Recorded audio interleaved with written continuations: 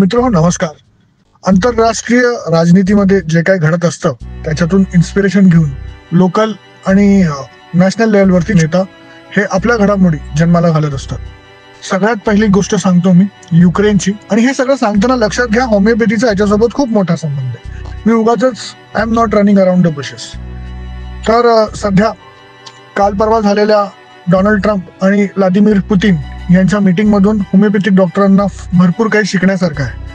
ते म्हणजे सध्या व्लादिमीर पुतीन सोबत डोनाल्ड ट्रम्प हे अलाइन होताना दिसत आहेत, आणि हे अत्यंत अचंबित करणार आहे अख्ख्या युरोपियन युनियनसाठी आणि खासकर युक्रेनसाठी, ज्याला असं वाटत होतं की अमेरिका त्याच्या खांद्याला खांदा लावून उभा आहे. आणि तिथे तो युक्रेन आणि रशियाचा जो युद्धाचा तिढा आहे तो सोडवण्यासाठी डोनाल्ड ट्रम्पनी एक तिकडम फेकलं तिकडं, आणि त्या तिकडम मधून होमिओपॅथिक डॉक्टरांनी शिकावं. सगळ्यात पहिली गोष्ट, युक्रेनची इच्छा काय? तर युक्रेनची इच्छा युरोपियन युनियनमध्ये सामील होणे, त्याचबरोबर नाटोचा एक हिस्सा होणे.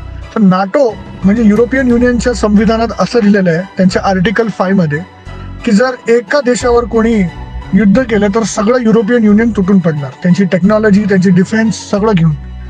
आणि ते लागू पडलं असतं युक्रेनला सुद्धा जर तो युरोपियन युनियनचा भाग झाला असता आणि नेटोचा भाग झाला असता, आणि ते रशियाला नको होतं म्हणून रशियाने युद्ध केलं. आता डोनाल्ड ट्रम्पनी एक खूप मोठी डील दिलेली आहे, त्याच्यासाठी रशिया हॅज विलिंगली ॲक्सेप्टेड, आणि ते म्हणजे आम्ही युक्रेनला नेटोला आणि युरोपियन युनियनला जॉईन होऊ देणार नाही, आमची सध्या संमती नाही त्याच्यासाठी.